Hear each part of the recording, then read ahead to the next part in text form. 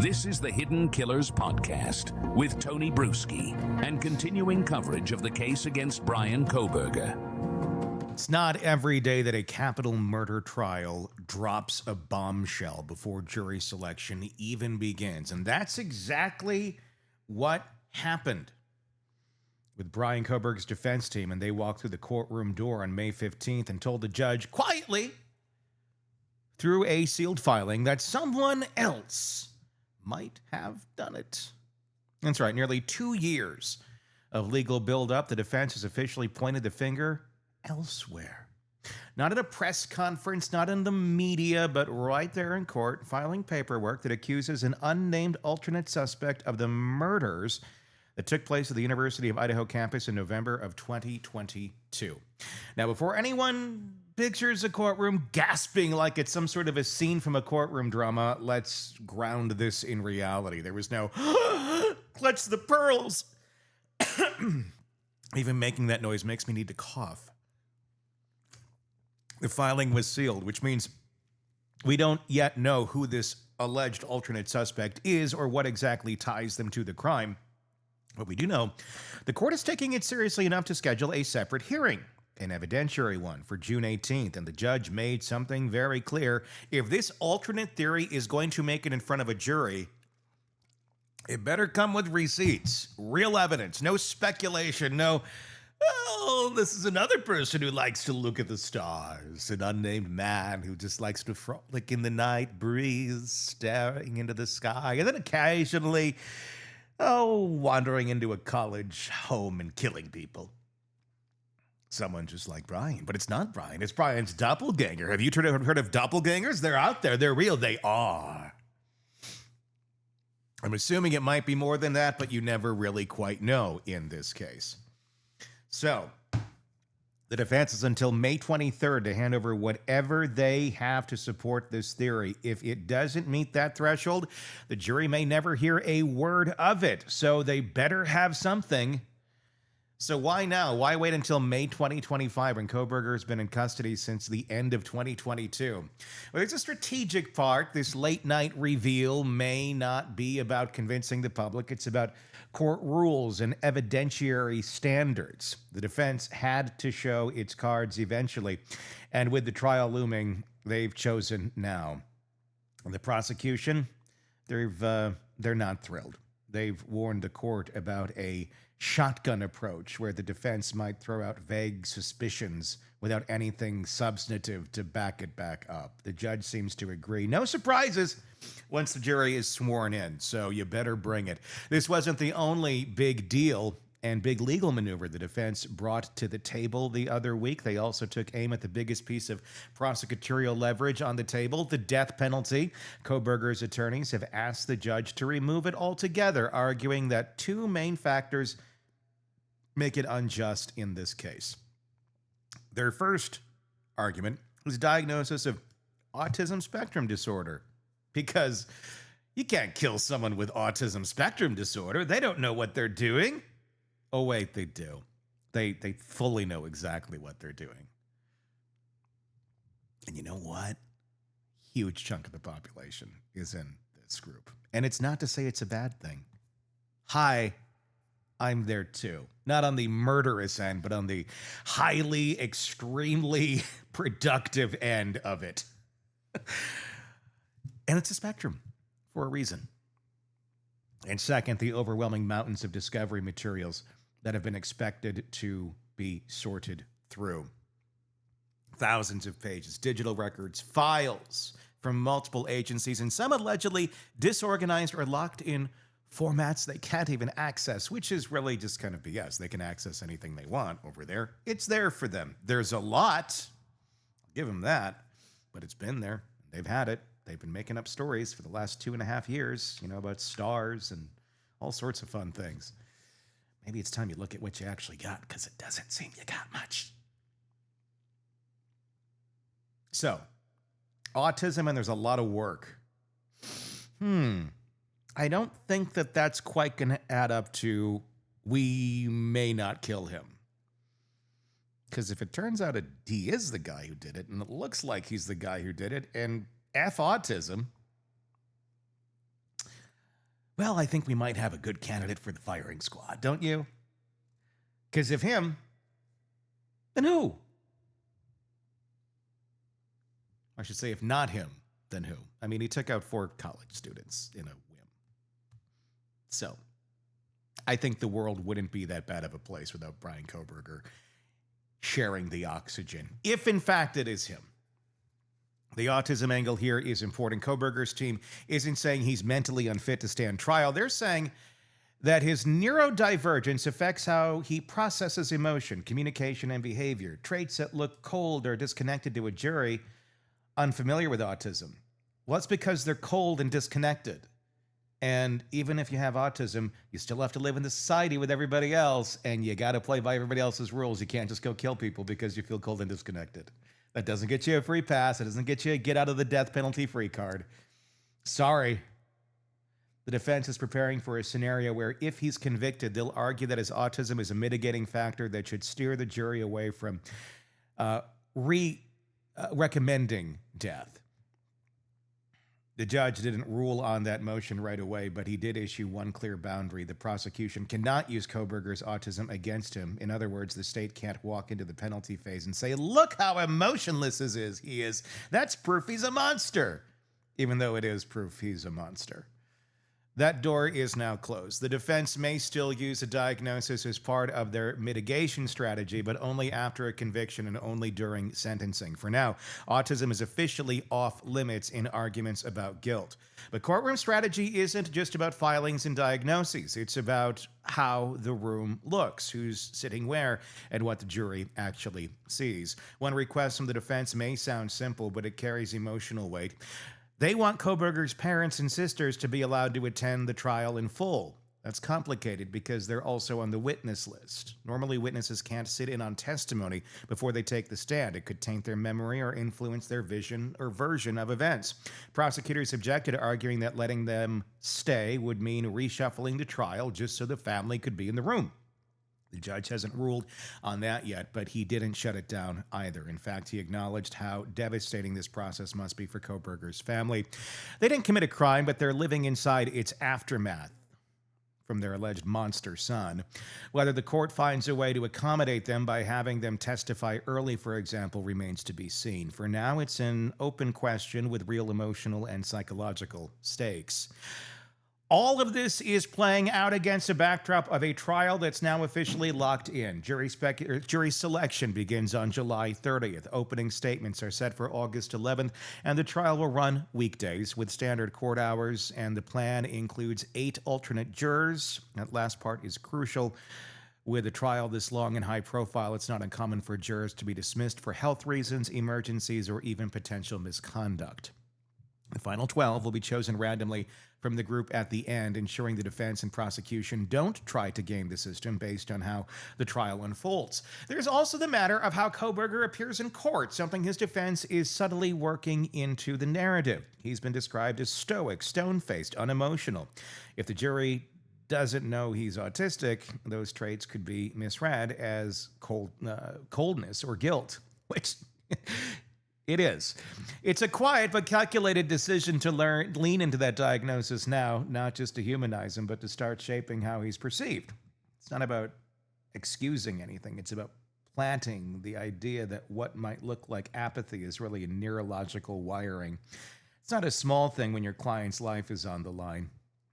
The hearing didn't end with fireworks or a Perry Mason moment. It ended with structure. The judge made very clear that surprises are over. From here on out, the rules of engagement are in place and both sides have their deadlines. Kohberger's team must deliver on the alternate suspect evidence by May 23rd. The prosecution must respond to motions within the same window, and by June 18th, we'll have a hearing to determine whether this theory even makes it past the courthouse doors and into the minds of a jury.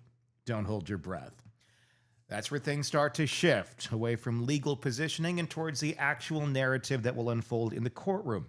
And that means the next battle is over what the jury will be allowed to see, hear, and feel once the actual trial begins. If the defense's strategy was the headline coming out of the May 15th hearing, then the quieter but just as consequential Subplot was this: what exactly will the jury be allowed to see, hear, and emotionally process when Bryan Kohberger's trial begins?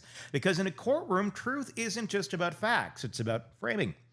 And this hearing was where Judge Stephen Hippler started drawing those lines. Let's start with the evidence, because while no new exhibits were formally submitted in court, the prosecution made it very clear what's coming. They intend to present a series of key pieces that they believe link Kohberger directly to the crime scene and to the planning that preceded it. That includes his Amazon purchase history, specifically a K-bar knife prosecutors believe is consistent with the wounds found on the victims. There's also Kohberger's own academic writing, essays, term papers from his criminology studies that allegedly detail how a person might commit a perfect crime or analyze a crime scene without leaving traceable evidence. So there's that. Prosecutors see these writings not as abstract casework or coursework, but as potential blueprints, a behavioral echo of what they claim he later carried out. Then there's the cell phone data. According to earlier filings, Kohberger's phone had pinged near the crime scene multiple times in the weeks leading up to the murders, including a brief window immediately after the killings. Prosecutors are expected to map this data out for the jury to show not just proximity, but what they argue is stalking behavior, repeated visits, a deep familiarity with the location, and a suspicious dark window where the phone is switched off, only to reappear near the house once again. That gap, they'll argue, is no accident. Surveillance footage is also expected to play a central role, where a white Hyundai Elantra, the same make and model registered to Kohberger, was reportedly spotted on multiple cameras driving near the victim's home during the early morning hours of the murders. So there's that too. The prosecution plans to show that the vehicle's movements, its speed, its timing, its proximity to the scene aren't random but part of a coordinated act. And guess who's probably behind the wheel? Bryan Kohberger.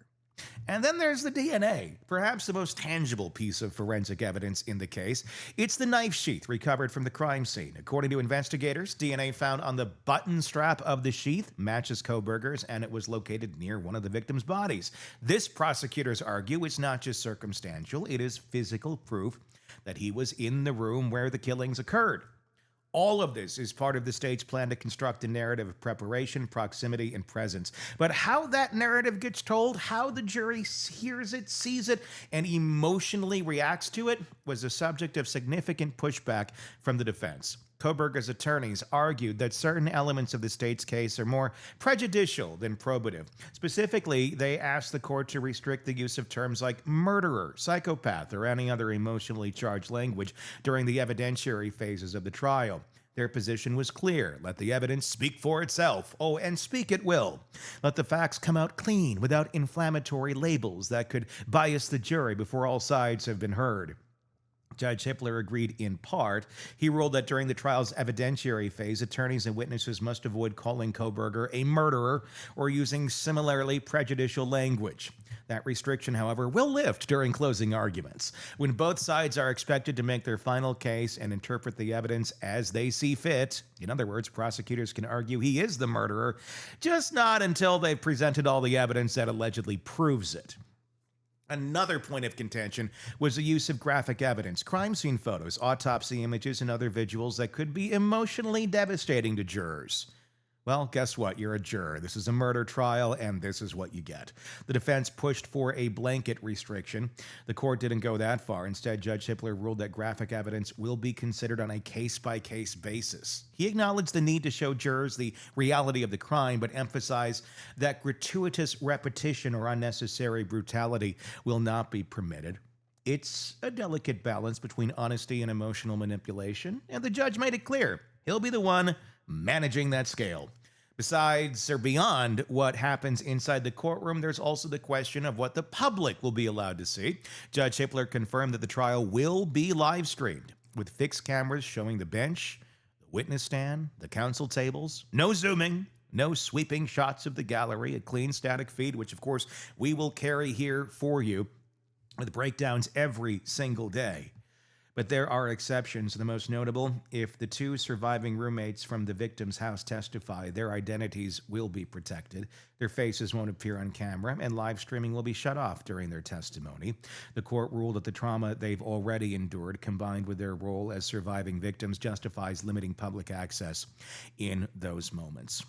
It's not just about cameras, though. The court is also managing who gets to be physically present in the room. Judge Hippler said there will be reserved seating for both the victims' families and Kohberger's families, up to 4 members on each side. This ensures that people most directly affected by the case have a presence in the courtroom. But it also reflects the court's awareness that high emotion and media scrutiny can't be allowed to interfere with due process.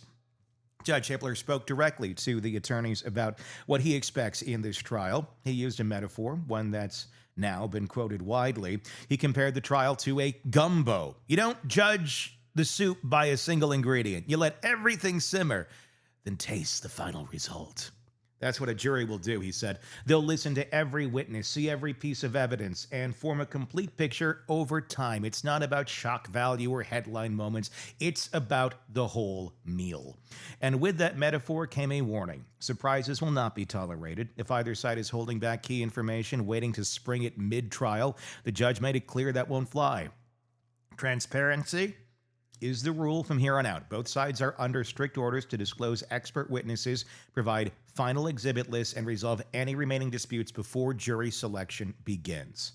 What happens next isn't dramatic, but it is pivotal. The court is still reviewing a series of additional motions about forensic testimony, evidence admissibility, and the logistics of jury management. And of course, the June 18th hearing will decide whether the defense's alternate suspect theory gets through the courtroom doors or stops at the threshold.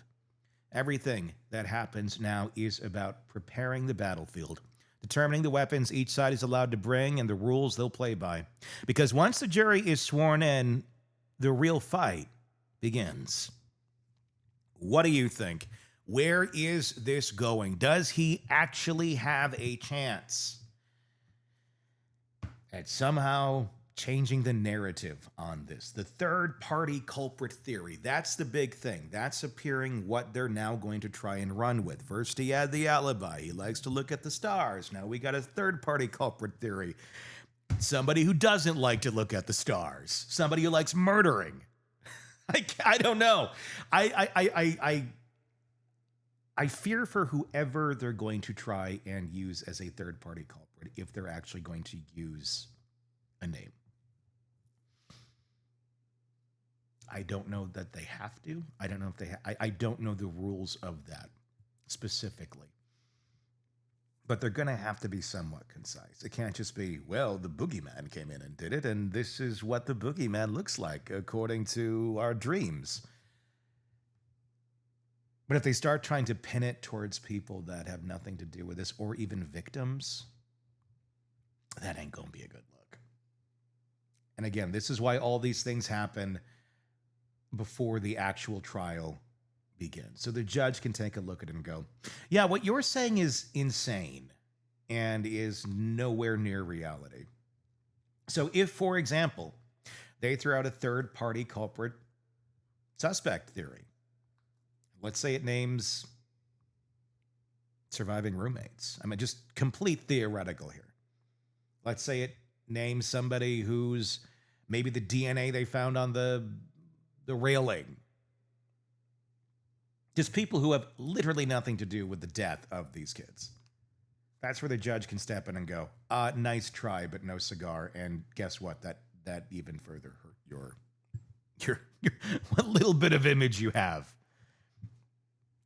So we'll see where it all goes. Tell me what you think in the comment section here on YouTube or on X, Twitter, wherever you're listening to this. Love to get your thoughts. Be sure to press subscribe if you're listening to the podcast or whatever platform that may be. And if you're watching us, like I said, YouTube, Twitter, X, wherever it is, press subscribe there so you don't miss any of our coverage on this case. It is just beginning. We're only 1,000 episodes in, everybody, which I think we actually are on the Idaho Murders podcast channel, which if you want to watch this case specifically and follow this case alone, we have it for you. Of course, you can get it through the Hidden Killers podcast or True Crime Today. But if you just want to follow this case by itself, on all of our cases, we have individual channels out there for you so you can follow the cases directly by themselves. So the Idaho Murders, the case against Kohberger, is the name of that podcast channel, or wherever you are right here. It's going to keep coming here too. So press subscribe so you don't miss any of that coverage. My name is Tony Brueski. We will talk again real soon. Craving non-stop true crime updates? Press subscribe now and get the latest cases, analysis, and expert commentary delivered straight to your feed. Only from the Hidden Killers podcast and True Crime Today.